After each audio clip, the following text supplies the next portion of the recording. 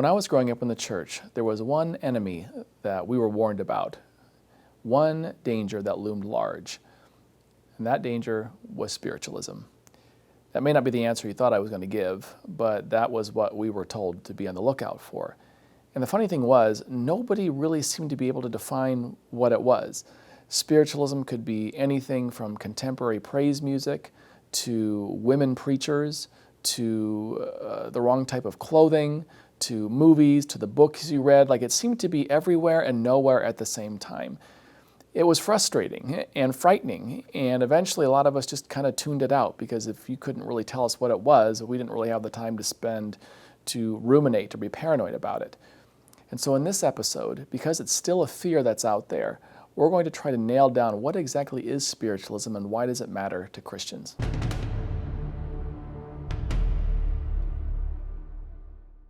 In the last 4 to 5 years, I've witnessed Christian leaders take to their social media platforms and post warnings about spiritualism.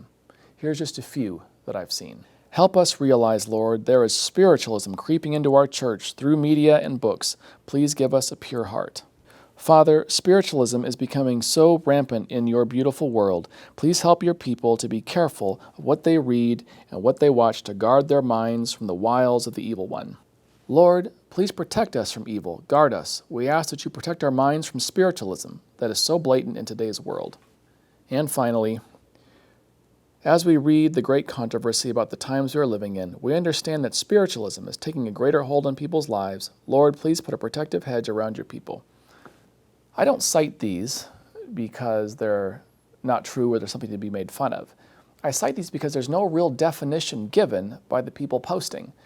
As a matter of fact, when you read through the comments section, you find earnest, sincere, believing Christians saying, "What is it? How do I know if I found it? Can you give me some more information?" And there's no reply.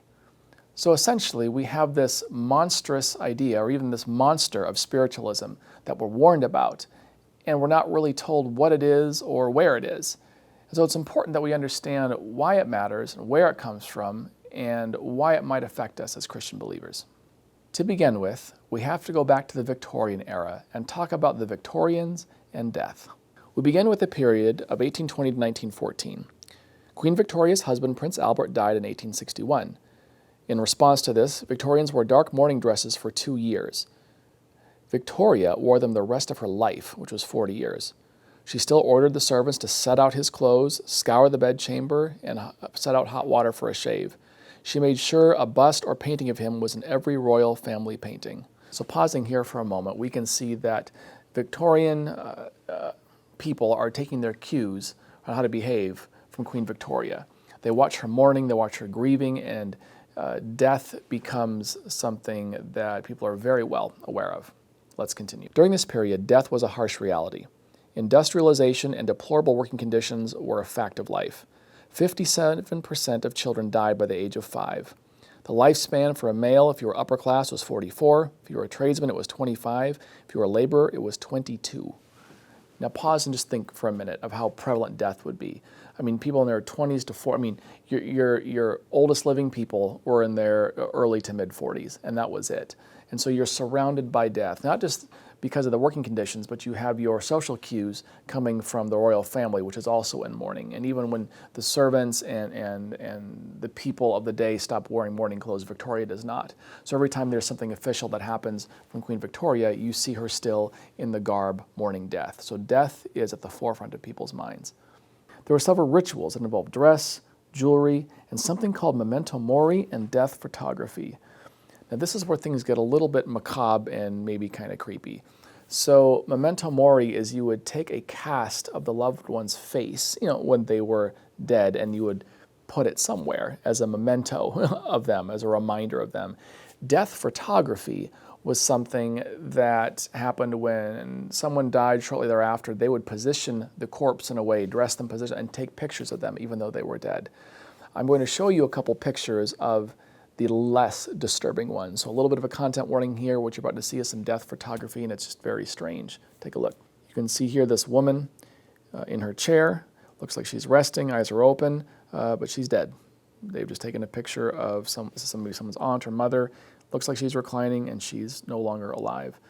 And then you see this picture of a face cast, this memento mori. This is maybe someone's husband, grandfather, son, whoever, and they just have this as a permanent reminder of what they looked like. So try to imagine, people coming over to your house maybe after church, maybe on the weekend, and they've never been to your house before, and they walk in and they're noticing the family portraits. They see portraits from school of your children, grandchildren, and then they start seeing some other pictures that look like some ancestors, and then it slowly dawns on them that the people in these pictures are no longer alive. What might they think of your family? What would you think if you went to someone's house and saw this? Or maybe you're looking at the coffee table or the bookshelves and you see these memento mori, these casts of people's faces who have died. Kind of gives you the creeps. And yet, this was just the way things were. It was a culture of death. Next, we have to look at some of the reading material in that era. You've got something called Penny Dreadful, or the Penny Dreadfuls. These are one-penny novels, novellas, kind of maybe comic book type things that we would think about that have all sorts of mysterious horror stories. You can see in the picture, you've got Spring-Heeled Jack, Mystery of Mysteries. You've got Black Bess, Knight of the Road, Varney the Vampire. You've got all kinds of reading material that's cheap. It's easy to access, and so people are reading it and finding some way to deal with the prevalence of death in their culture, as well as maybe find some escapism from the horrible working conditions and conditions of life in the city. So again, you have cues from the royal family on how to grieve and mourn. You've got the reality that people don't live as long because of working conditions and industrialization. You've got death photography, memento mori. You've got literature that's cheap. The cheapest literature features mysteries and death and monsters, and so this culture becomes saturated in death. And we couldn't forget one of the most famous monsters of the 19th century, and that is Jack the Ripper. The Jack the Ripper murders occurred in Whitechapel, London. We know that he killed 5 women in 1888. At least 6 other murders are linked to the Ripper. The first mention of Jack the Ripper was made in a letter to the Central News Agency in 1888, possibly from the killer, as it gave clues to the next murder. The hard part is we really don't know who did it. Now that's just me saying that. There are groups and societies and clubs and detectives who are after this all the time. Every so often you're going to see a true crime book come out about Jack the Ripper. There'll be a documentary, all kinds of speculations on who this killer is. And that's actually one of the reasons that it makes Jack the Ripper so scary, is because we really don't know who it was. It's just these horrific murders showed up and then they just stopped, and we don't know. So again, you've got this culture of death, and now you've got this mass murderer, arguably one of the most famous mass murderers on the loose, killing women in Whitechapel, London. So all that's going on, and now we arrive in the mid-1800s to New York, where we're going to meet a couple gals known as the Fox sisters. The Fox sisters, Kate and Margaret, lived in Hydesville, New York, and in 1848, they lived in an alleged haunted house. The family began hearing unexplained sounds like knocking. The girls began referring to it as Mr. Splitfoot, which was a nickname for the devil. They claimed it was the spirit of a peddler named Charles B. Rosna, murdered 5 years earlier and buried in the cellar. As the stories came out, they began getting more popular, they began getting attention, and they took their show on the road. They performed November 14th in 1849 at the Corinthian Hall in Rochester. They're considered the first mediums in history and founders of the spiritualist movement. They began taking their gift into concert and public halls and became a forerunner of modern media culture. So again, what you have is a couple gals who allegedly can speak to the dead. They can hear knockings and rappings, and it's a sensation. People want to hear more about this, so they start performing at concert halls, traveling the country a little bit. And it's a different time for women. While women are certainly thought of as the spiritual leaders of the household and the rulers over the domestic arenas of life, there weren't a lot of venues for them to go out and speak publicly and have public platforms. And so spiritualism for these two gals and others who followed in their wake became a way for women to take the stage and to speak out, not just using their alleged gifts of spiritualism, but also speaking to women's rights issues, which is why sometimes the women's rights movement is erroneously linked to spiritualism. It's not so much that women's rights are spiritualism, so much as you happen to have some spiritualists who talked about women's rights. Of course, there were mythbusters. Anything this sensational and popular always draws its critics, and people came out of the woodwork to investigate. Are they really talking to the dead? Is there really spirit communication?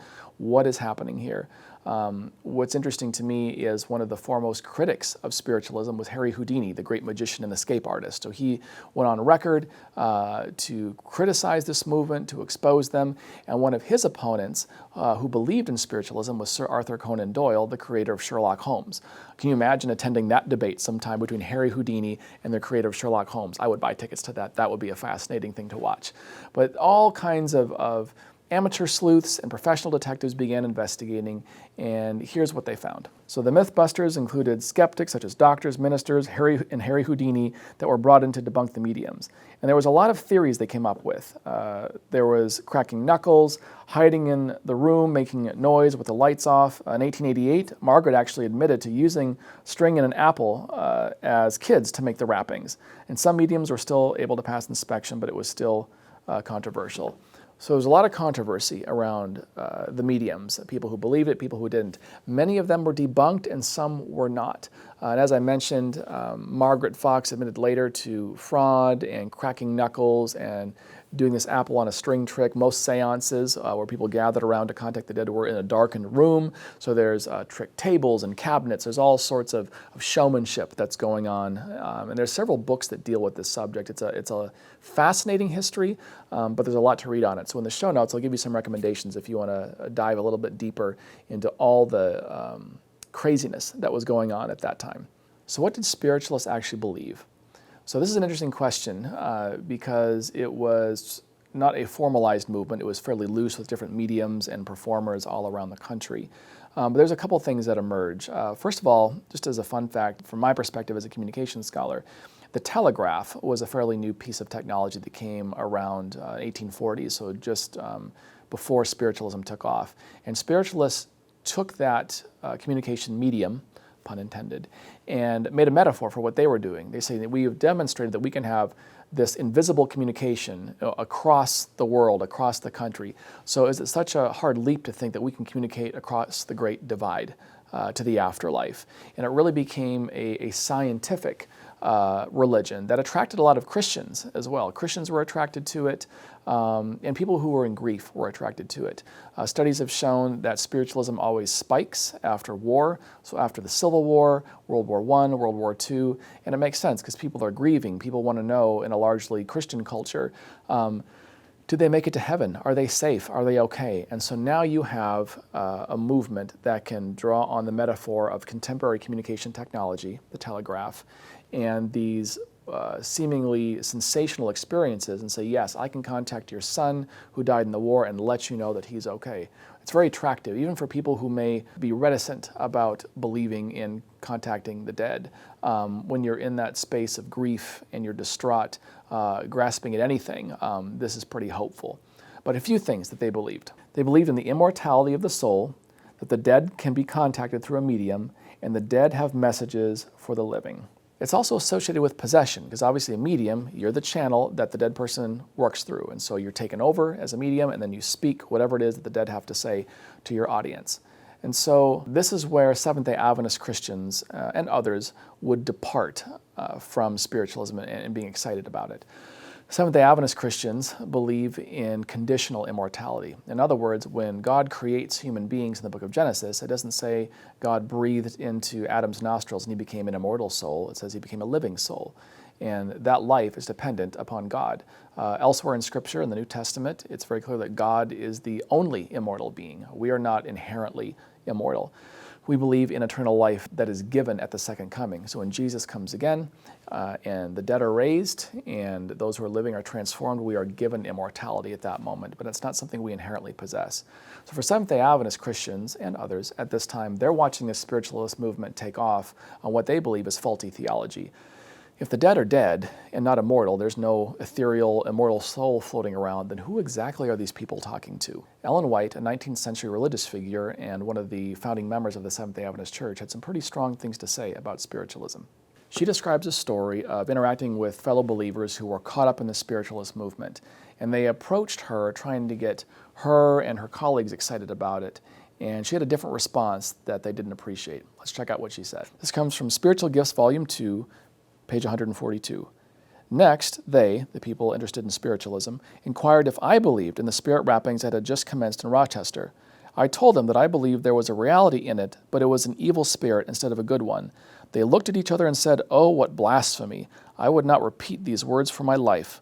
With religious horror, they withdrew from our company and manifested a fear to approach us afterwards. So it's interesting, that little story she tells. Obviously, Ellen White has taken the position that there is no immediate life after death. The people who die are awaiting the resurrection. But these other people who were so caught up in spiritualism considered it blasphemy to even suggest that it could be anything other than the spirit of grandma or cousin Ned, talking to them from the great beyond. In Adventist history, we see one of the Adventist ministers actually moving from his Adventist belief and becoming a practicing spiritualist, a gentleman named Moses Hull. Moses Hull was an Adventist minister until 1863. He left to promote Christian spiritualism. He was involved with women's rights as a part of the spiritualist movement. He became a leader in the Greenback Labor Party, working to get more rights for farmers. He divorced his wife Elvira and remarried another spiritualist. He ran for Congress in 1906 on the socialist ticket. So again, what the story illustrates is there's a lot of disagreement in the Christian community. You have a Christian spiritualist movement. So spiritualism is not promoted as something that is alternative to Christianity. It's promoted as a way to prove Christianity is true, right? We can talk to people in the afterlife. This is something good.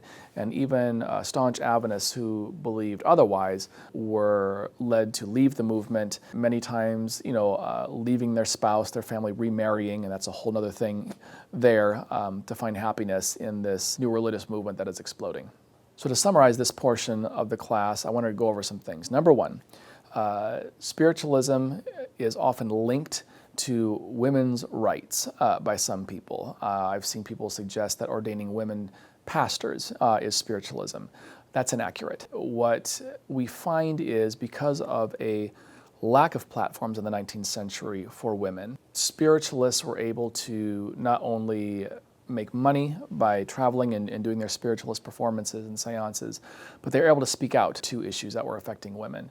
So it's less that women's rights are spiritualist versus you happen to have some spiritualists that use their platform to speak on women's rights. It's very similar to the Boston Tea Party, where you'll have conspiracy theorists say it was the Freemasons that staged the Boston Tea Party. That's not totally accurate. What you have is some people who happen to be Freemasons that participated in the Boston Tea Party. It does not mean that everyone was a Freemason and that was part of a conspiracy. So we have to be careful with that.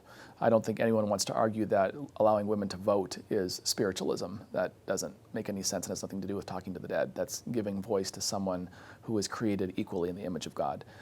The other things I have seen when it comes to spiritualism, as I mentioned, it increases in times of war. It's linked to demonic possession by many Christians. And Seventh-day Adventist Christians in particular, because we have such a heightened fear about this, because our church was forming at the time spiritualism was showing up, and because we have such a strong doctrinal difference about the afterlife, what tends to happen is over time, as the spiritualist movement has sort of decreased and become very small as a religious movement, even though you see certain depictions in popular culture, we are left with trying to find ways to make that warning relevant. And so we don't have a very strict definition of what spiritualism is, which it's talking to the dead.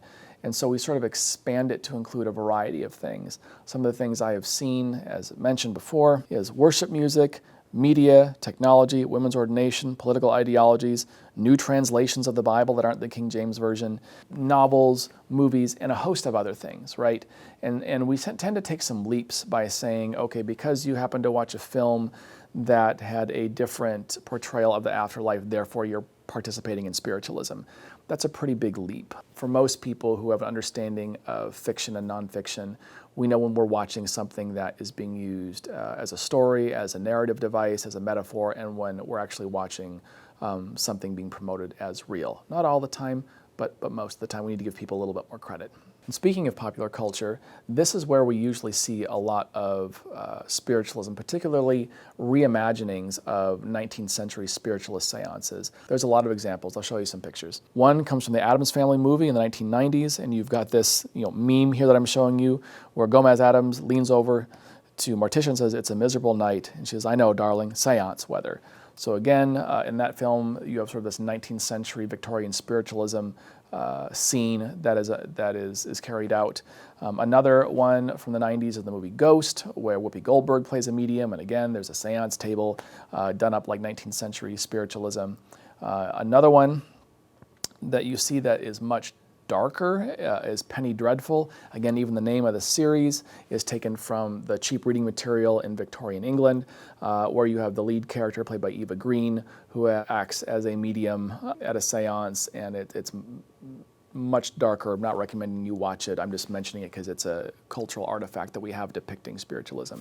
Perhaps the most popular one that many people get exposed to happens at Walt Disney World.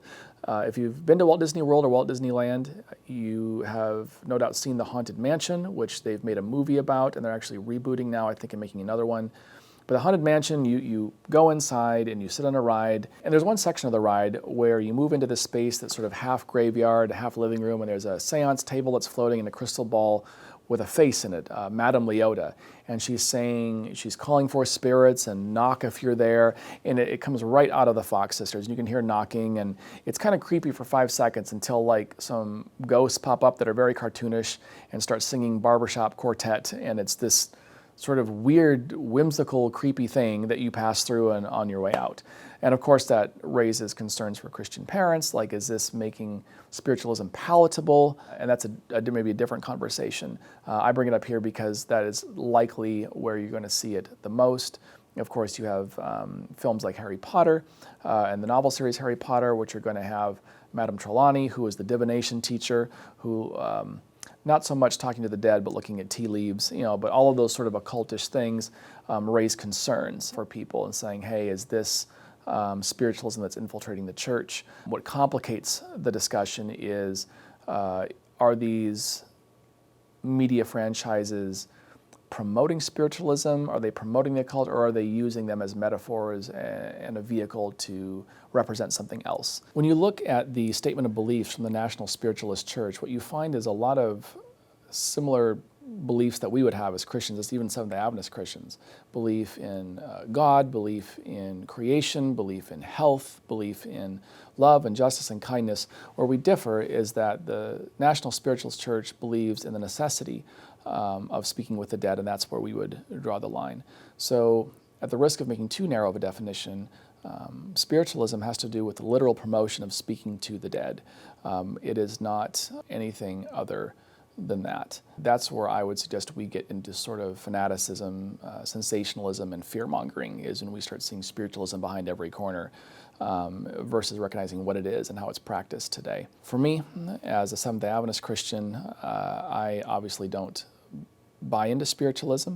I look at passages in the Bible such as Ecclesiastes 9:5, which states, "For the living know that they will die, but the dead know nothing, and they have no more reward, for the memory of them is forgotten." Passages like that and many more throughout the Bible let me know that when we die, we await eternal life at the second coming when Jesus comes again. I'm not floating somewhere in a liminal space between heaven and hell. What is interesting in the Bible is we do have mention of a medium known as the Witch of Endor in the book of Samuel.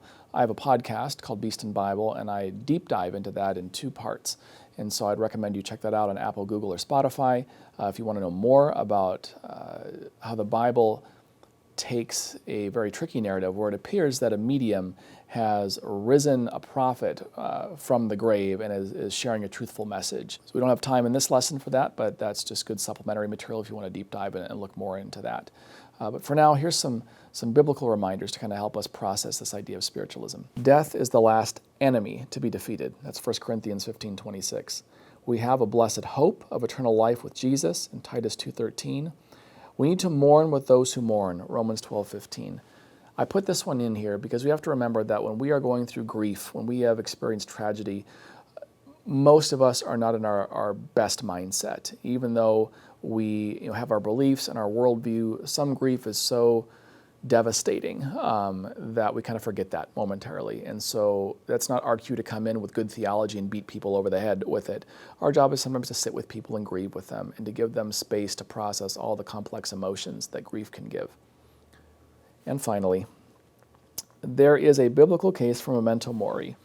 Psalms 90 verse 12 says, "So teach us to number our days that we might get a heart of wisdom." I have heard of people who have taken this passage and set up little memento moris. Maybe it's a plastic skull, or a little altar. I know it sounds creepy, and I'm not recommending you do that.